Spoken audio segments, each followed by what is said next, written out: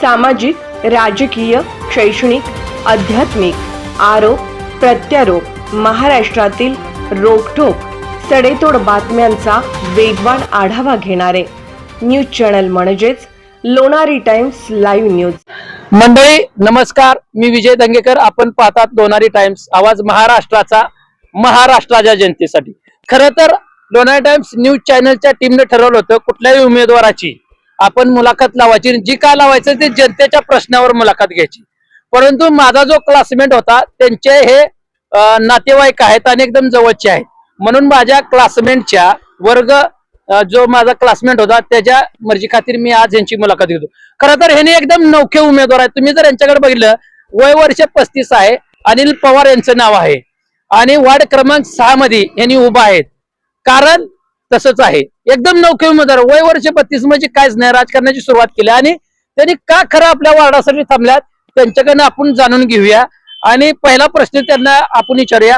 नमस्ते, तुमचं सगळ्यात पहिला लोणारी टाइम्स चॅनलवर स्वागत आहे. थँक्यू. मला सांगा, तुम्ही वार्डामध्ये वार्ड क्रमांक 6 मध्ये थांबलाय, तर वार्ड क्रमांक 6 मध्ये कुठल्याही वार्डात आतापर्यंत मी बघितलं तर प्रामुख्यानं आरोग्याचा प्रश्न गंभीर आहे. सगळ्या वार्डात, जयसिंगपुरातल्या बऱ्यापैकी मी कव्हर केल्यात वार्ड. तर मला सांगा, तुमचा जो वार्ड आहे 6 क्रमांक मध्ये, तिथल्या गटारीची स्वच्छतेचा अभाव आहे.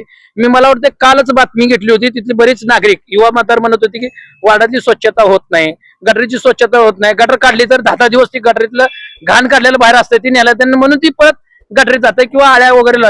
याच्याकरता तुमच्याकडे वार्डासाठी काय ब्ल्यूप्रिंट आहे? निवडून आल्यावर पहिला ते कचरा उठाव, रस्ते गटरी स्वच्छ करणे आणि ते वेळोवेळी ते उठवणे, हे पहिला मी काम करणार आहे. कारण मेन तेच आहे, जे आरोग्याला हानी पोहोचवतात तेच क्लिअर करणं हे आपलं काम आहे, ते मी करणार. तुम्ही आता एक म्हणला की रस्ते म्हणला, मी बघितलं, फिरलो वार्डामध्ये परवा मुलाखत घेताना, तर त्या वार्डात रस्त्याची अवस्था बेकार आहे, तिथलं रस्ते चालले नाही. त्याच्याकरता तुमचं काय नियोजन असते? निवडून आल्यानंतर काय नियोजन? आता रस्त्यांचं काम ते भुयारी गटरमुळे थांबलेलं आहे. खरं त्याचं नियोजन करून पुढे रस्ते लवकरात लवकर होतील याचा मी प्रयत्न करणार. आपल्या या भागात जर बघितलं तर पाण्याचा एक प्रश्न गंभीर आहे. पाणी अवेळी येते, कधी सकाळी येते, कधी पहाटे येते, तर कधी रात्री येते. महिलांना त्याचा त्रास होतो, मानसिक त्रास. प्रामुख्याने महिला घर चालवत असतात म्हणून त्याचा त्रास होतो. म्हणून त्या पाण्यासाठी नियोजन काय करणार तुम्ही? पाणी एकाच वेळी कुठेतरी एरियात यावं याचा मी प्रयत्न करेन आणि मुबलक मिळेल याचंही ते नियोजन मी लावणार आहे. बर, मला सांगा, पावसाळा आला की गटारी तुंबतात आणि ओव्हरफ्लो होतात आणि त्याचं घाण पाणी रस्त्यावर येतं, त्याच्यामुळं तिथल्या येणाऱ्या जाणाऱ्या त्या वार्डातील नागरिकांना त्याचा त्रास होतो. त्याच्याकरता तुम्ही काय नियोजन करणार? पावसाळ्याच्या आधीच ते नियोजन लावायला लागणार. पावसाळ्याच्या आधीच गटरी वगैरे स्वच्छ ठेवून काय काय लागते ते सगळं नियोजन मी करून ठेवणार आहे. त्यामुळे मी पावसाळ्यात त्रास व्हायला नको. प्रामुख्यानं ज्यावेळेस ही सगळं घाणीचं सरमाळ जे आपण आतापर्यंत प्रश्न घेतले, तर त्याचा कनेक्ट डायरेक्ट काय होतो? आरोग्याशी आपल्या होतो. आणि आरोग्य आपलं जर सुदृढ चांगलं असेल तर आपण तंदुरुस्त असेल तर ठीक आहे, पण आरोग्य आपलं बिघडलं तर आपल्याला हॉस्पिटलला जावं लागतं. मग सरकारी हॉस्पिटलचा खर्च अवाढव्य आहे, बरोबर आहे. तर आपल्या इथं सरकारी हॉस्पिटल आहे, आपल्या इथं प्राथमिक आरोग्य केंद्र आहे, तर त्यात पूर्ण वेळ डॉक्टर शिकलेला चांगला मिळावा याच्याकरता तुमच्याकडे काय ब्ल्यूप्रिंट तयार आहे? डॉक्टर असतील ते त्यांना पूर्ण वेळ त्या दवाखान्यात देतील याचा मी प्रयत्न करणार आहे. कारण डॉक्टर तिथे कंटिन्यू राहतील तर मग पेशंट पण कंटिन्यू राहतील. आणि जे तिथं काय काय मशिनरी वगैरे लागणार आहे त्याची मी सगळं नियोजन लावणार आहे. तुम्ही मशिनरी म्हणला, आता मला एक प्रश्न पडला. सोनोग्राफीची मशीन, ही खरं तर सोनोग्राफी म्हणलं की डिलिव्हरी पेशंट असतात, आपल्या माता भगिनी असतात, ते डिलिव्हरी जातात आणि एकदा सोनोग्राफी करून भागत नाही तर 2, 3, 4 वेळा करावं. सोनोग्राफीची स्टेप आहे, 3D वगैरे असं पुढच्या महागातल्या आहेत, 3000, 5000, म्हणजे जवळजवळ एक डिलिव्हरी लेडीज होस तर कमीत कमी सोनोग्राफीला 5 ते 7 हजार खर्च जातो ना. आपल्या झोपडपट्टी भागात किंवा गरीब कुटुंब आहे, त्यात महागाई वाढल्या तर त्यांना ती परवडत नाही. म्हणून सोनोग्राफी आपल्या सरकारी हॉस्पिटलमध्ये यावी आणि त्या सोनोग्राफीची जी काय ही असेल, प्रत असेल, प्रिंट असेल, ती सगळ्याच खाजगी दवाखान्यात चालू. याच्याकरता तुमच्याकडे काय ब्ल्यूप्रिंट आहे?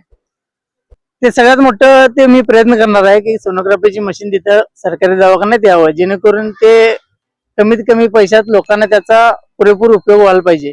त्यासाठी मी प्रयत्न करणार आहे त्या गोष्टीचा. एक युवक तुम्ही थांबलाय, वय वर्ष 32 आहे, तुमच्या पुढे तगडा उमेदवार आहे, सगळ्याच बाबतीत तगडा उमेदवार आहे.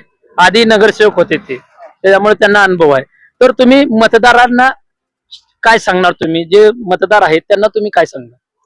मतदारांना एवढंच सांगायचं आहे की आमची आघाडी भक्कम आहे. आमची आघाडी पूर्णतः शिकलेले आणि सामान्य कुटुंबातील असल्यामुळे सगळ्या लोकांच्याच फिरणाऱ्यांना तिने यावेळी उमेदवारी दिलेली आहे. त्यामुळे सर्वजण आम्हाला सहकार्य करतील याची माझी गॅरंटी आहे. आणि आम्ही पण गॅरंटी देतो की आम्ही प्रत्येक वार्डात आठवड्यातून 2-3 वेळा आपल्या प्रभागात स्वतःच्या प्रभागात फिरणार आहे याची ग्वाही देतो आणि लोकांचे काय प्रश्न आहेत ते आम्ही रुजून घेणार आहे. बघा, खरं तर एकदम नौके उमेदवार आहेत, पण रोखठोक प्रश्नांना त्यांनी सडेतोड उत्तर दिल्यात. प्रत्येक प्रश्नाचं उत्तर त्यांनी स्पष्टपणे न घाबरता दिलेलं आहे. आधीचे नगरसेवक वार्डात फिरकले नाहीत. नगरसेवक आले तरी सध्या ते नगरसेवक इकडे तिकडे फिरकले नाहीत. त्याच्यामुळं कुठंतरी नवीन उमेदवाराला आपण संधी देऊया असंच म्हणणं या नवख्या उमेदवाराचं आहे. आणि खरंच ही काळाची गरज आहे. मी बऱ्याच ठिकाणी फिरत असतो, वार्डामध्ये बघत असतो, मुलाखती घेत असतो, तर काही नगरसेवक आलेच नाहीत 5-5 वर्ष 9 वर्षे. आणि आता निवडणूक आली की ते नगरसेवक किंवा उमेदवार आलेले आहेत. जसं की बाळासाहेब ठाकरेचं एक उदाहरण मी आधीच्या बातमीला दिलं, सावधान वरवतन सापाची पिल्लं बाहेर येत आहेत. याचा अर्थ काय, राजकीय पक्षाची निगडीत आहे. म्हणजे इलेक्शन आली की आपण फक्त जायचं आणि पुढे पुढे करायचं आणि मताचा जोगवा मागायचा. पण खरंच वार्डामध्ये काम करणाऱ्या लोकांना, उमेदवारांना आपण मतदान केलंच पाहिजे. ही खरं तर लोणारी टाइम्सचं म्हणणं आहे. जे वेळ देतात त्यांना आपण मतदान केलं पाहिजे, ही खरं तर प्रामुख्यानं लोणारी टाइम्सची सध्या मागणी आहे. विजय दंगेकर, लोणारी टाइम्स, जयसिंगपूर.